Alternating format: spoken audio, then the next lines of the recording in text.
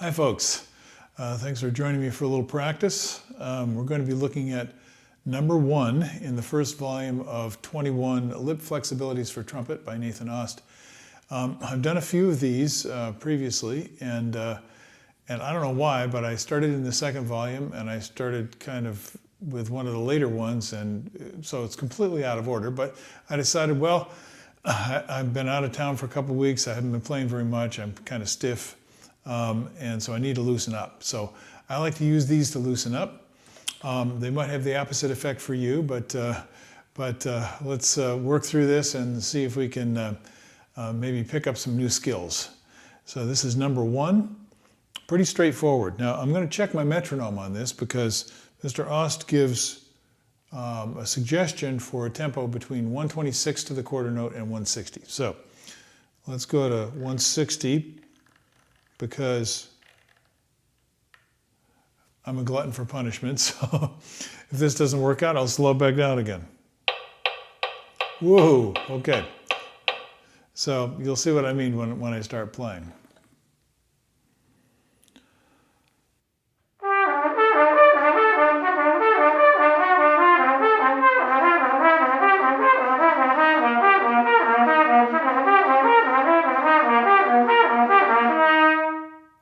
Well, I played the notes, but what I'm looking for is quality. So it was kind of rough, and the connections between the notes weren't there. So I'm going to slow it way down. And pardon me while I change my metronome here. And I think even 126 will probably be challenging for me now. So one thing to keep in mind is don't take the markings on the page as laws that must not be broken. They're guidelines, and you need to do what you need to do in order to be more comfortable, especially when you're warming up, getting loose. So a lot of times I'm just going to do this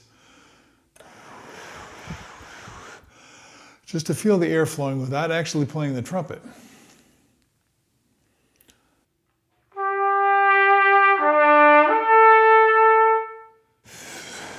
I can feel even now I'm kind of tight in my embouchure.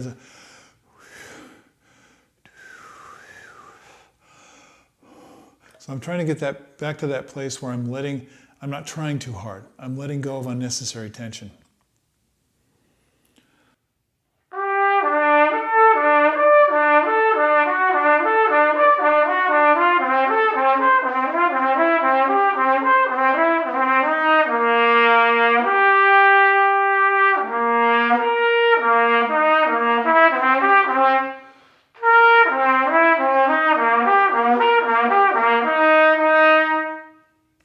So let's see.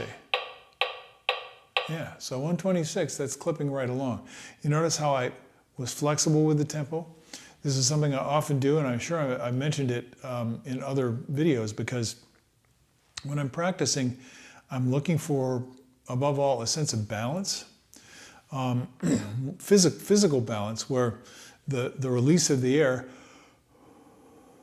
is appropriate to the resistance that's created by my chops and the instrument. So everything comes into balance. And you can tell this by the sound, you can certainly tell it by the way it feels. If you understand what I'm talking about and you've experienced it, then that's the main thing that we're trying to maintain when we're playing the trumpet. So when we're going through a lot of rapid changes, like I was just doing, or we're changing range, or we're adding articulation, or we're doing things that are challenging mentally, such as transposition or difficult rhythmic patterns or whatever, this all adds to the amount of kind of mental tension that's built up, and then we're not loose anymore. So cut yourself a lot of slack, but also be creative in the process. So I mentioned playing without actually playing. What I'm envisioning is I'll play my first note,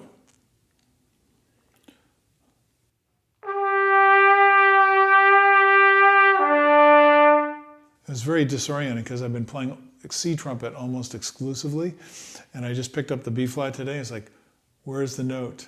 Some of you know what I'm talking about, but now I heard it, so now I know where it is.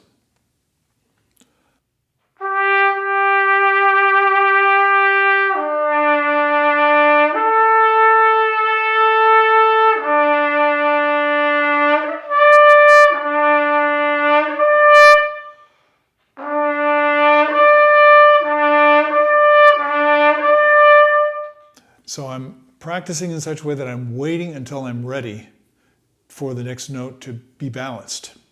Sometimes going faster helps with this. Sometimes it's better to just take a lot of time, as I just did. Eventually, you're trying to get it linked into one continuous motion. And that makes it very enjoyable to play when you keep your balance throughout. Hopefully, I'll get there as I loosen up a little bit more. I'm going to try a different pitch level. And usually, Mr. Ost in these patterns gives you 3 or 2 different patterns. And if there are 3, oftentimes one will be in the middle register, one will be in the upper register, one will be in the lower register. And that's a great way to practice. So this next one is a little bit lower. I'm going to practice it a little bit more. So I hope it's not boring for you to watch me practice, but I hope we both can learn something from doing this.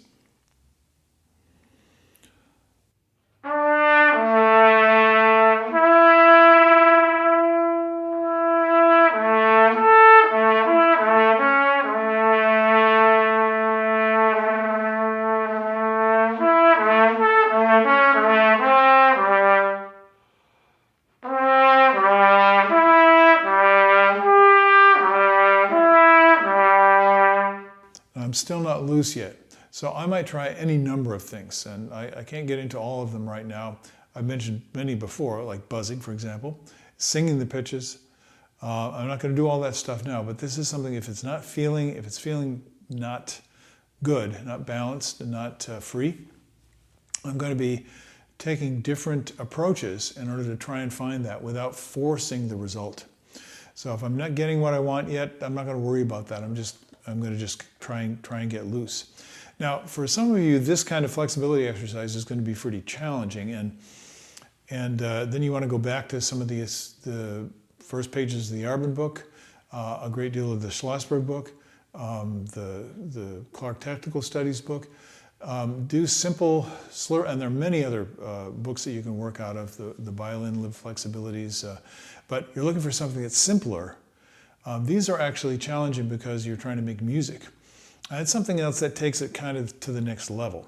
So, but I'm still looking to get loose. So I need to play a little bit. I can't just talk about it or talk to you about it. I need to actually do it. So, and that's the only way I'm going to get loose. So let me see if I can get loose rather quickly.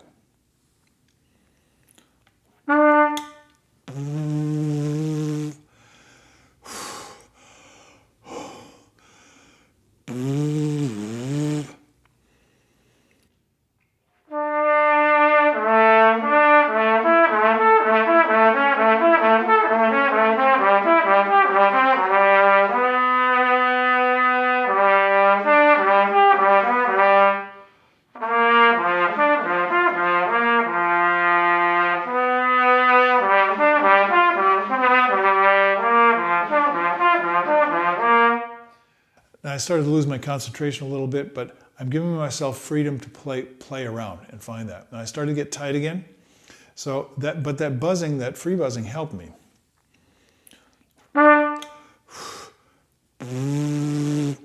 You notice I'm free buzzing an octave lower. Now, I realize for some of you, you may not be able to do that. But actually messing around, just being a kid and trying stuff, you know.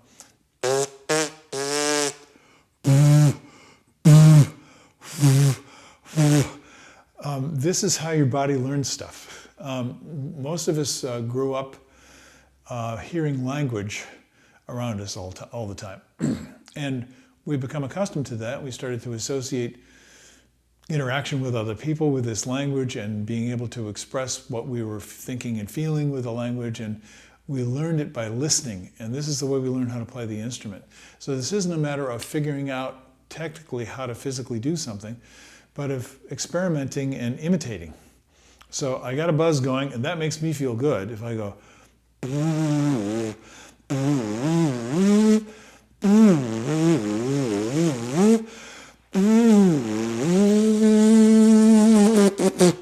But I have a focused buzz. It's not spread out across my entire lips. My lips are in a position where I can touch gently and still produce that buzz. That's a skill. And so you might actually have to work on that, just producing that. Keep on, basic rule, keep on backing it up until you're at a place where your body starts to go like, oh, I could do this. And your mind starts to go like, oh, this is kind of interesting. This is kind of fun. If you keep hammering away, like most of us heroes do, us trumpet heroes, and hoping that it'll get better, it might get better, but you're not going to enjoy the process as much because you're forcing it to happen. So these are challenging, and that's why I wanted to be honest and go back to the first volume and the first exercise and see what I could get out of it. Now I'm going to jump to the next one, which is going into the upper register, and this presents other problems.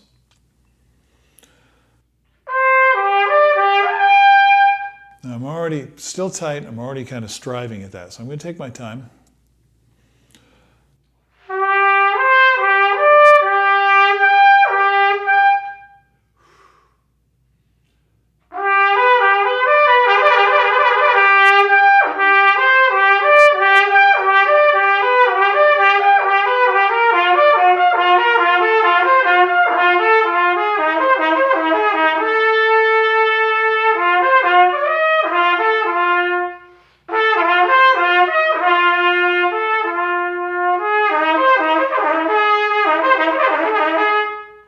Now, you see how I'm playing with it? I'll go faster, I'll go slower, but I want you to be very aware of what I'm concentrating on because it helps me and I'm hopeful that it'll help you. There are several fundamental things. One is when I move from one note to another, that I have, that my voice, my lips keep vibrating the same way my vocal cords would keep vibrating if I were singing. We've talked about this many times before, but this is a listening thing. It's not something you think, I'm going to do that. It's like allow it to happen and listen and see if it's happening.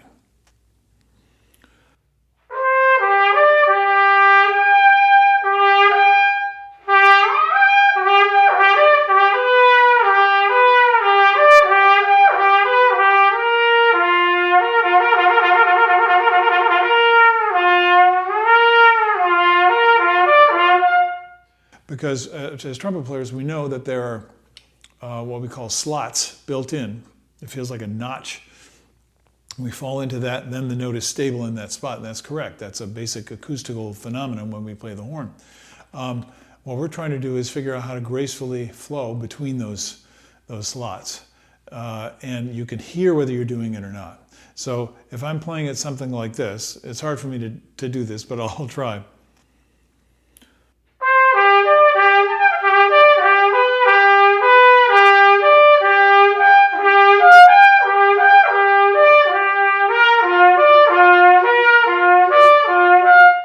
I'm kind of popping into the next note instead of floating or flowing to the next note. So that's one of the main things that I'm listening for all the time.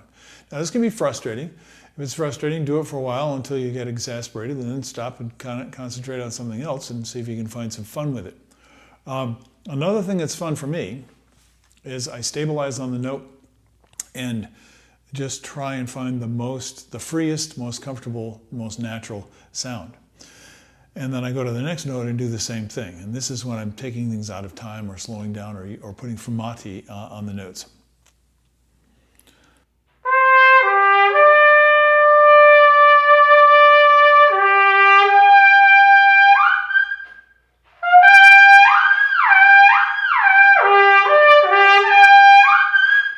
Now I'm pushing myself to see, can I keep that same balance when I go into the extreme upper register?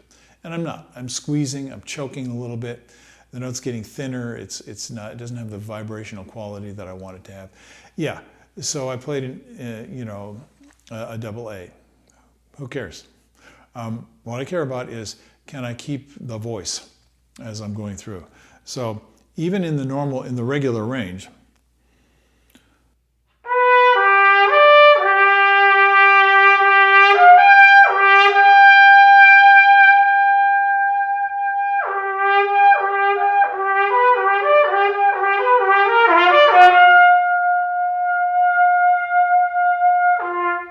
can I keep the sound alive? Can I keep it stable? Can I keep it free and resonant? Can I keep it graceful?